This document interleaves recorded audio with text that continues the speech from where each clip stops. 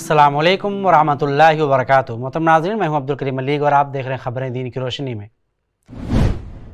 बढ़ते हैं आज की पहली खबर की तरफ, जो कि मक्का, मस्जिद हराम, काबतुल्लाह में हजर अस्वद की कुछ नायाब तस्वीर से जुड़ी है। सऊदी अरब में मस्जिद हराम, काबतुल्लाह के जिम्मेदारों ने हजर अस्वद और मकाम इब्राहिम की कुछ नायाब तस्वीरें जारी की हैं। मकाम इब्राहिम वो जगह है जहाँ से इब्राहिम अलैहिस्सलाम ने खाने काबा की तामीर का काम किया था। हरमैन शरीफैन के जिम्मेदारों ने नई टेक्नोलॉजी की मदद से अलग अलग एंगल से उन तस्वीर को पहली बार कैद किया है। हजर अस्वद की बहुत ही हाई रेजोल्यूशन और HD क्वालिटी वाली इन तस्वीर की सिर्फ एक इमेज तैयार करने के लिए कई घंटों तक फोटोग्राफी की गई। इस्लामी अकायद के मुताबिक हजर अस्वद जन्नत से अलग किया गया पत्थर है।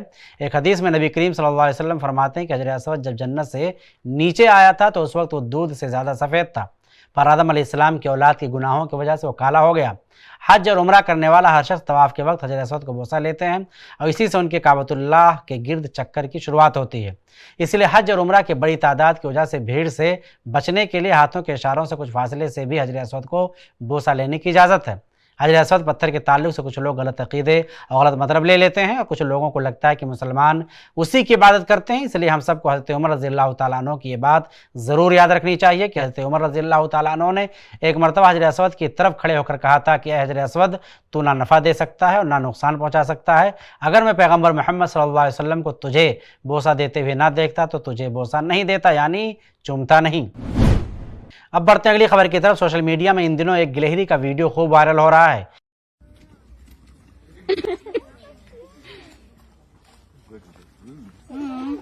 He's thirsty. Do you want to? You can tell he's been fed before, huh? How do I give it water?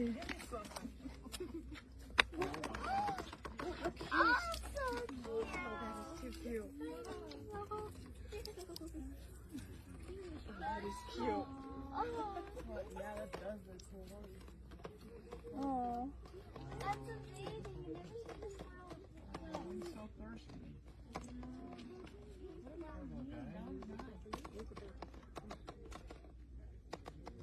So I gotta tell you, one day I was up in the mountains and I fed one squirrel.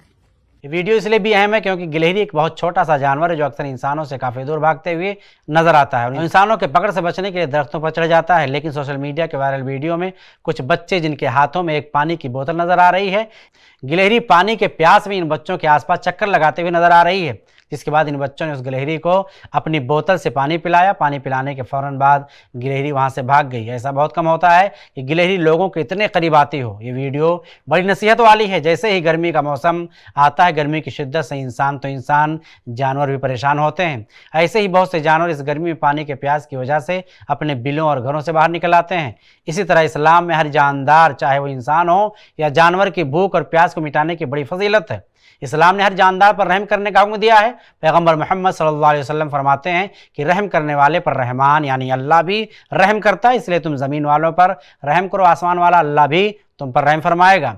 और पैगम्बर इस्लाम सल्लल्लाहु अलैहि वसल्लम एक दूसरी हदीस में कहते हैं कि जो शख्स अल्लाह की मखलूक पर रहम नहीं करता उस पर अल्लाह भी रहम नहीं करता। पैगम्बर सल्लल्लाहु अलैहि वसल्लम की इन हदीस से हमें नसीहत मिलती है कि हमें दुनिया के सारे इंसानों और जानवरों पर रहम करना चाहिए, सभी की भूख और प्यास को मिटाने की कोशिश करना चाहिए और किसी को जानबूझकर तकलीफ देने से बचना चाहिए। और जो साहिब सरवत और माल दौलत वाले हैं, इन पर ज़रूरी है कि लोगों पर रहम करें, लोगों को दरगुजर करना, और ख़ासकर जब मामला लेन देन का हो तो उस मौके पर अच्छे अंदाज से पेश आना चाहिए। अगर कोई ऐसा नहीं करता तो अल्लाह भी ऐसे शख्स पर रहम नहीं करेगा। अब बढ़ते हैं अगली खबर की तरफ, जो ऑक्सीजन से जुड़ी हुई है। अलीगढ़ मुस्लिम यूनिवर्सिटी के मुस्लिम इंजीनियर ने तैयार कर दिया किफ़ायती ऑक्सीजन कंसंट्रेटर। कोरोना काल में पूरा देश ऑक्सीजन की कमी से जूझ रहा है। ऐसे में अलीगढ़ मुस्लिम यूनिवर्सिटी के इंजीनियरिंग कॉलेज के स्टूडेंट ने बहुत ही किफ़ायती ऑक्सीजन कंसंट्रेटर तैयार किया। यह कंसंट्रेटर हवा से 95% तक साफ ऑक्सीजन तैयार करके मरीज तक पहुँचाने की ताकत रखता है। ऑक्सीजन तैयार करने वाले AMU के इंजीनियरों ने बताया कि कोरोना महामारी में लोगों को ऑक्सीजन की कमी के चलते दम तोड़ते देखा तो उन्होंने कम लागत और ज़्यादा पावर वाला ऑक्सीजन कंसंट्रेटर तैयार करने का फैसला किया। इस ऑक्सीजन कंसंट्रेटर का ट्रायल दीनदयाल हॉस्पिटल में सक्सेसफुली हो रहा है। आपको बता दें कि बाजार में ऑक्सीजन कंसंट्रेटर करीब 40,000 रुपए तक में मिल रहा है।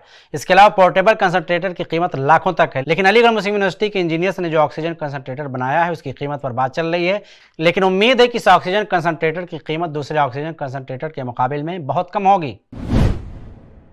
अब बढ़ते हैं अगली खबर की तरफ जो कुरान को याद करने से जुड़ी हुई है। यूं तो सारा कुरान हिफ्ज करने या याद करने की कोई नई खबर नहीं है, ये कुरान ही का मौजज़ा है कि कुरान उसके हर पढ़ने वाले को बआसानी याद हो जाता है। आपको बता दें कि अक्सर हमें कुरान हिफ्ज करने से जुड़ी कई खबरें सुनने को मिलती हैं, पर आज जो कुरान हिफ्ज से जुड़ी खबर बताने जा रहे हैं वो थोड़ी अनोखी है। ये खबर केरला मल्लापुरम की फातिमा रेहाना की अपनी 11 साल उम्र में पूरा कुरान हिफ्ज करने से जुड़ी हुई है। आपको बता दें कि फातिमा ने कुरान याद करने का सिलसिला अपनी उम्र के 7वें साल ही से शुरू किया था। वो बताती हैं कि जब वो छोटी थी तो उनकी वालिदा जब कुरान पढ़ती तो उसे गौर से सुनती और कुरान सुनना उन्हें बहुत अच्छा लगता, और कुरान की इस खूबसूरती की वजह से उन्हें कुरान हिफ्ज करने की तरफ अट्रैक्शन पैदा हुआ। फातिमा ये बताती हैं कि उनकी वालिदा उन्हें छोटी उम्र से ही कुरान सिखाना शुरू कर दिया था। फातिमा ने शुरुआत में सिर्फ कुरान का एक पारा याद किया था। उस कुरान को याद करने पर उन्हें उनके स्कूल के जिम्मेदारों की तरफ से खूब तारीफ मिली और इनाम भी मिला था। फातिमा उसी नाम से इंस्पायर्ड होकर और कुरान याद करना जारी रखा और उम्र के 11वें साल में मुकम्मल कुरान हिफ्ज कर लिया। फातिमा बताती हैं कि वो जब 8 साल की थी तो उन्हें कुरान का सिर्फ कुछ ही हिस्सा याद था, लेकिन बाद में उन्होंने कुरान देखकर हिफ्ज करने से ज़्यादा कुरान की अलग अलग कारियों की क़िरत सुनकर कुरान याद करने में बहुत आसानी हुई और उन्होंने पिछले साल का पूरा लॉकडाउन कुरान याद करने में गुजारा। आपको बता दें कि आज उनकी उम्र के अक्सर बच्चे मोबाइल की ज़रूरत से ज़्यादा फजूल इस्तेमाल करते हुए नजर आते हैं। ऐसे बच्चों को अपना कुछ वक्त कुरान के हिफ्ज में लगा देना चाहिए। इस खबर के कुछ खास पहलू हैं, जिसमें सबसे पहले औलाद के लिए माँ बाप का किरदार, कैरेक्टर की बड़ी अहमियत है।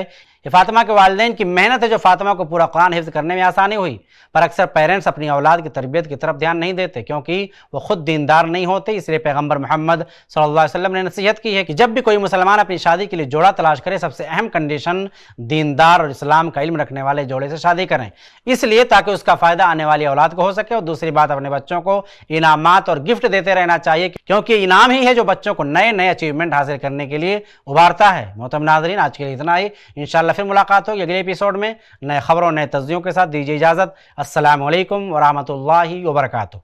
ऐसे ही और वीडियोस बनाने में हमारी मदद करें